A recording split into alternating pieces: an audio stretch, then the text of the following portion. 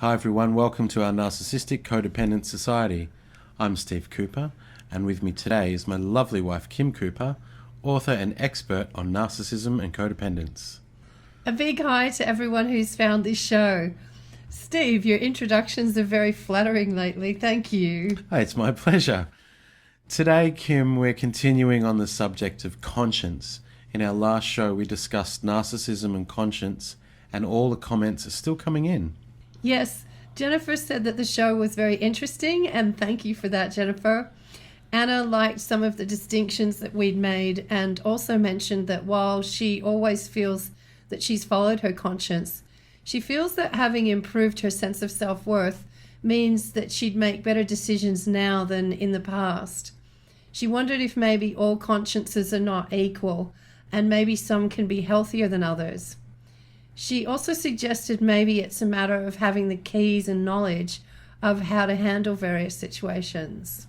That is an interesting point, Kim. Maybe we can get back to that in a moment. Yes, but first, Leslie thanked us for the show and said she had reposted the bit about families not expecting that a narcissistic partner's healing shouldn't be just about them giving more to their partner. As we mentioned in the last show, a big part of overcoming our narcissism is learning to be honest when we might need to disappoint someone. Leslie also brought up the concept of an external locus of evaluation, which we'll get into in a little more depth in this show. I'd like to just summarise the last show, if I may, not to stop anyone going back and listening, but hopefully just get the message as clear as we can. Basically, you were saying, Kim, that you feel as though narcissism develops when a person feels that they cannot meet the expectations that are placed on them, and that because they also feel those expectations are in some way unfair, this ends up allowing them to rationalise cheating and other things to get ahead or other vices to soothe themselves. Yeah, that's basically it in a nutshell. I think that the really ugly part is that once this pattern starts, they need to keep someone in the role of persecutor in their life, because if things stopped being unfair, they'd actually have to start competing fairly again. Right, you mean they need to feel like they're a victim just to justify their own behaviour to themselves? That's right. This is why they can be very oversensitive to anything they can grab hold of that maybe makes them feel like they've been victimised. I guess that makes a lot of sense, Kim, because if you're in a situation where you're feeling a little bit guilty about cheating, let's just say you're a narcissistic type and you're feeling bad about cheating, it's easy to say, oh, well, I'm a victim of this horrible thing that happened to me in the past, and that's why I started cheating, and it's not really my fault. I'm the victim here. Yeah, that's right. So that's a bit of a bad pattern. But then what happens if the situation turns around and you don't really have anybody victimizing you anymore, but you're still cheating? Right, because you've developed a pattern for cheating. Yeah. So then you have to start looking for someone to play the role of persecutor. Right, even though you're not being persecuted. That's right. Yeah, right. So it becomes a real, poor way of relating to other people, especially those close to you, because it's easiest to probably pretend that the people closest to you are the persecutors in your life in that pattern. Yeah, that's right.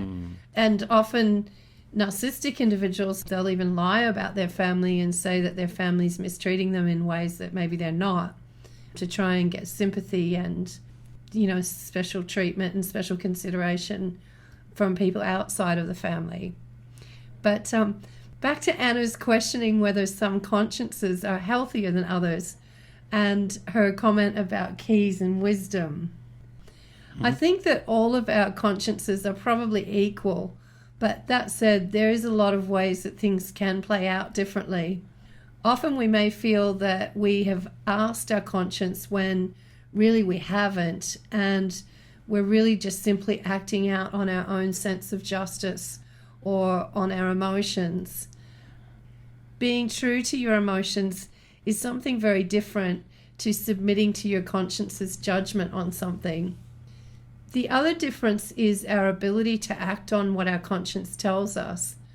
People who are more intelligent have more cognitive pathways, which just basically means that they can come up with more ideas of how to solve a problem. But experience is important too, and I guess experience is going to help you deal with other people in a way that is going to make following your conscience certainly less scary and less dangerous even. Right. But in that basic quiet place inside us, I think we all really do know what is right and what is wrong. The problem is just that we may not have been educated to tune into that, or we may choose that we don't want to. I'm sure most of us remember a time when we chose not to stop and ask ourselves if something was the right thing to do because we really just didn't want to hear the answer that our conscience was going to give us. Yeah, right, for sure. Well, Kim, this show we're going to get a little bit deeper into those distinctions. Yeah, we sure are. We're talking about codependence and conscience today, and I'm really looking forward to this. The reason why is that I hope in this show we can really get the message out that narcissists are not the sole guilty party in a narcissistic codependent relationship. We hear narcissists attacked constantly online with hardly anyone mentioning that codependent behaviour is abusive too, and often really where the whole dysfunctional pattern begins. I'm also excited because I plan on doing a bit of a plug for the books and support services we offer, which I don't do on these shows very often, so I hope you'll stay tuned to hear what it is we have to offer. So Kim, in the last show you described how narcissism begins. Maybe we can start there with this show. How does codependence begin? Good idea. The story of how codependence begins is a pretty sad one, and it is really with the stereotype story is with a drug addicted or alcoholic parent, and this child, instead of having expectations to succeed in the outside world like the narcissistic child did, the expectations on them are really the opposite, and that is that they stay home basically and keep their mum and dad happy, or maybe it's their younger brothers and sisters that they need to look after and keep happy. And they're really given the idea that this is what will make them a good person, is if they do that, if they keep other people happy. But really there isn't any reward for this, and it doesn't end up making them a good person. In fact, it actually often damages them. One of the first things that we've seen that it does often damage is their conversation skills. Yeah, for sure. Because hanging out with an alcoholic or a drug addicted parent, or with your little brothers and sisters, really doesn't teach a child anything about how to converse well with people outside of their family. And that really can put them at a fairly extreme disadvantage when it comes to them having kind of any real success or rewards or life, outside of their home and their family. Yeah, so that's a warning to all alcoholic parents. Please don't force your children to talk to you when you're drunk. We can't tell you to stop drinking, but you can stop forcing your kids to talk to you when you're drunk, because it doesn't teach them anything. Yeah, well, it teaches them something bad pattern.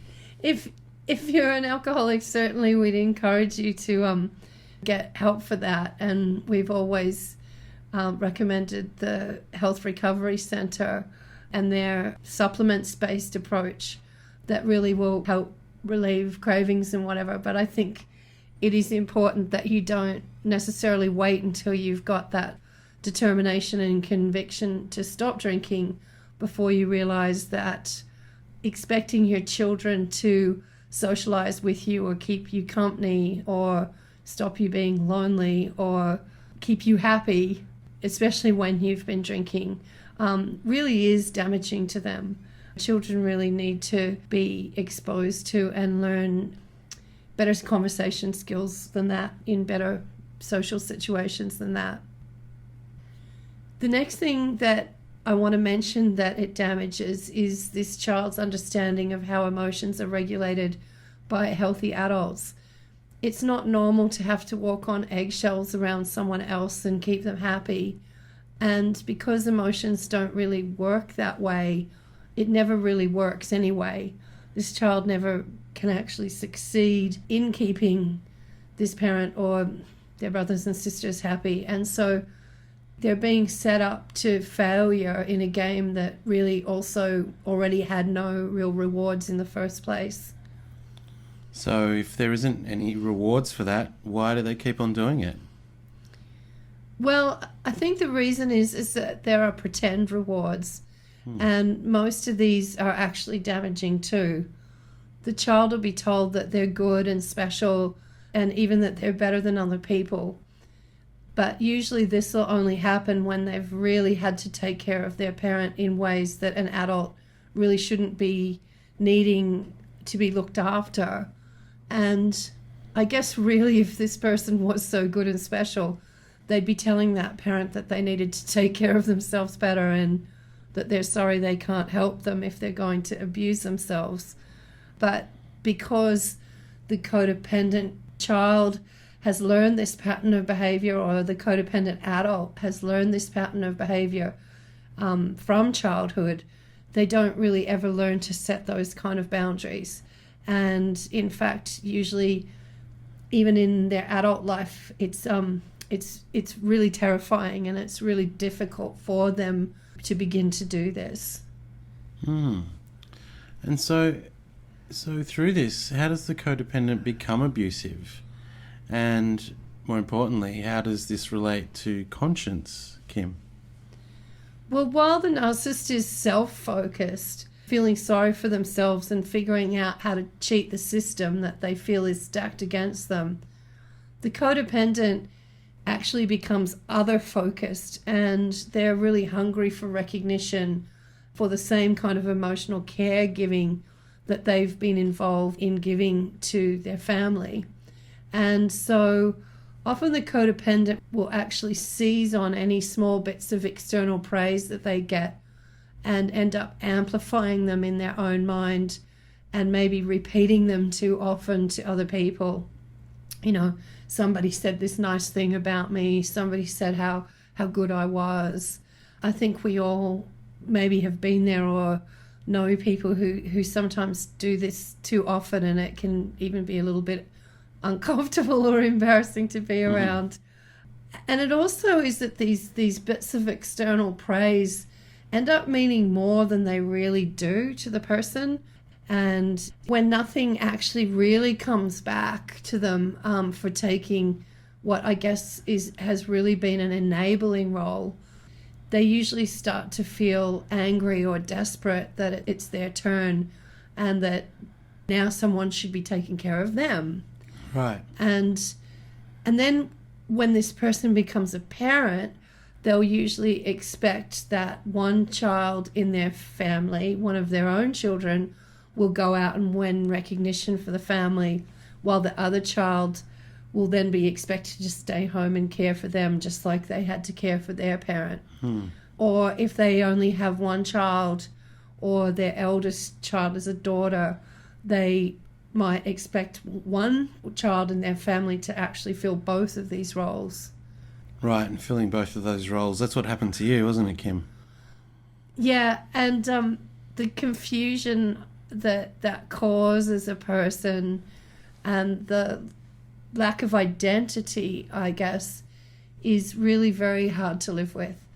And in the end, I guess it still was what forced me to examine the conditioning that I had been brought up with, because really the two roles are just completely incompatible. But they're both so unhealthy, so I guess in the end you were lucky to escape, Kim.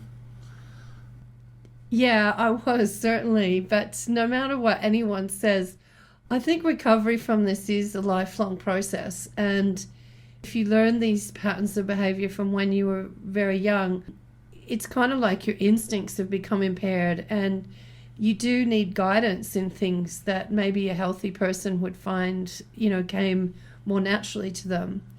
But I still would really recommend and say that it's definitely worth the effort, because not only will healing help, you know, if you've been through this yourself, or if you can identify with what I'm talking about here, not only will healing help you feel more secure and confident in yourself, it'll also help you not to pass on these patterns to your own children. Yeah, that's so important, Kim. And what about conscience, though? Where does that come into this?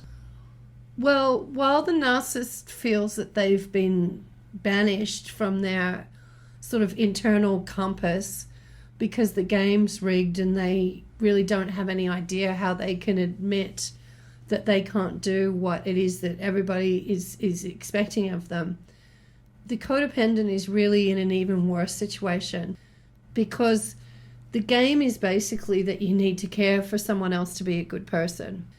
But then no matter how hard this person tries to be good, they never really end up getting much recognition. Right. And the little bits of recognition that they do get end up going to their head and end up confusing them even further. And so eventually they kind of come to this point where they've invested so much time into being good that even if people around them start sort of questioning their behavior or sort of trying to give them any feedback that maybe they can't really help this person in all the ways that this person wants to be helped, it's still very hard for them to see the truth, which is really that they've actually just been exploited and they're actually really behind in the whole game, and there really isn't any rewards coming. And I guess the real problem is here that the codependent has actually allowed their parents or their teacher's voice to end up replacing the voice of their conscience. And they're not looking inside for the loving guidance of what they really need to do to take care of themselves and start succeeding in life. Inside they feel empty, and that only external praise and guidance is real and valuable. I think it's funny that most codependents complain that their narcissistic partner is always craving validation, but really the codependent is looking for even more than this. Yeah, absolutely. The narcissist might want people to tell them that they're great to relieve the sort of unrealistic expectations and pressure that they're under. But deep down, the narcissist is really looking for a scapegoat. Yeah. They turn on their partner the minute that they get the chance, because they need to make their cheating and their lack of success someone else's fault. The codependent, however, they want everything from their partner. They want validation. They want their partner to help them with their own emotional regulation. They want recognition that they're worthy and good.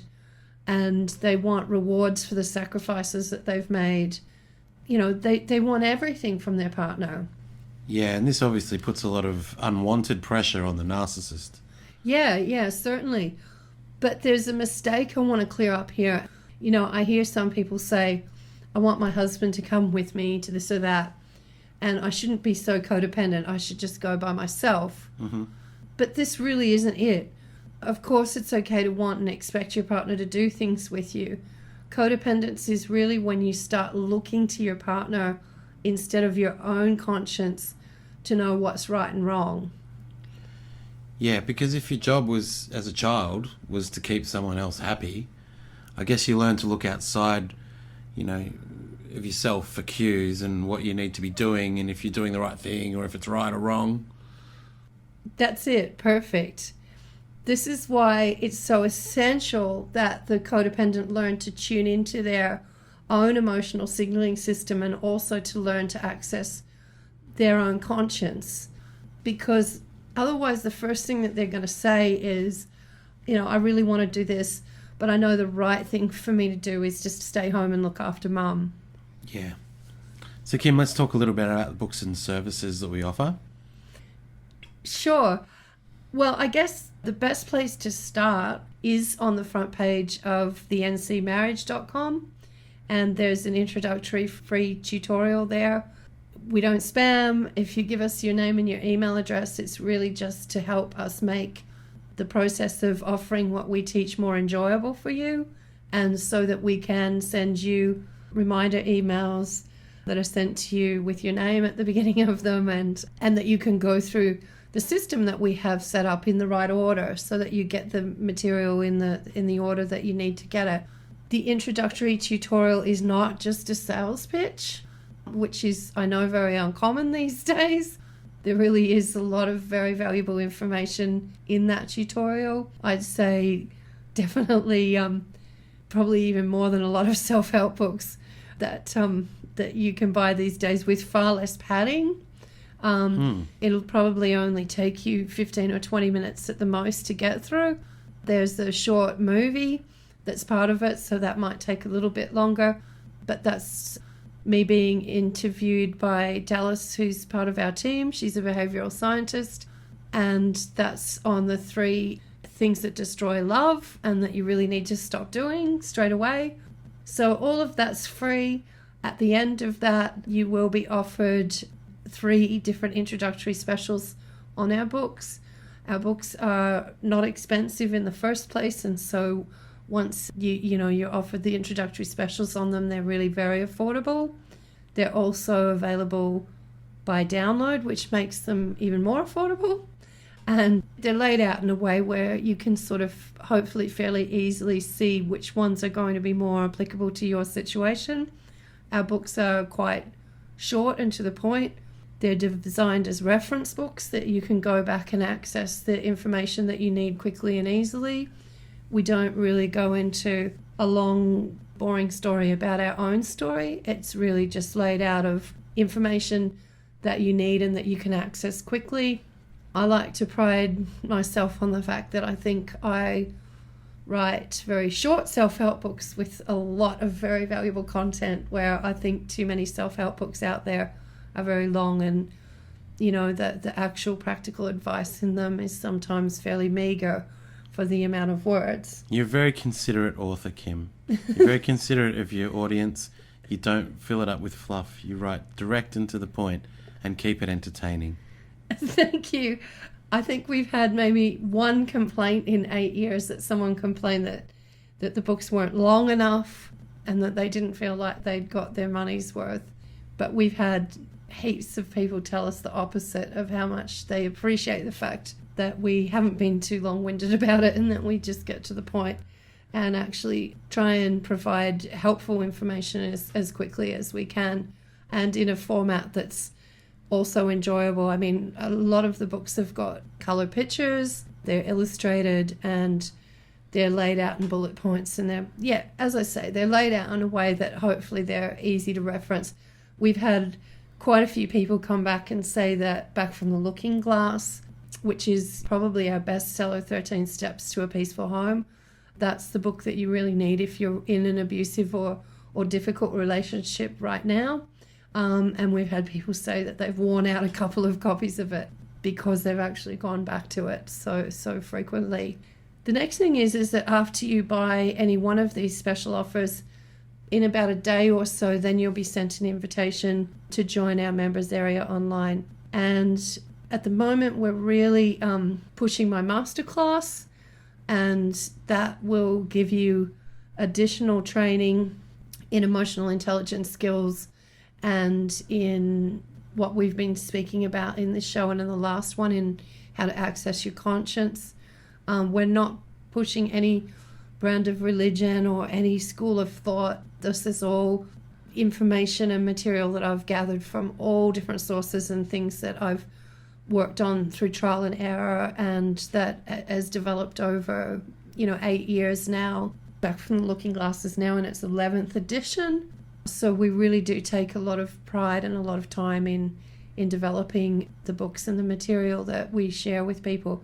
But I think the best part about our members area certainly is that it also gives you access to a number of different secret Facebook groups, which just means that you can converse with other people that are part of that group without it showing up on your timeline with your other friends and family.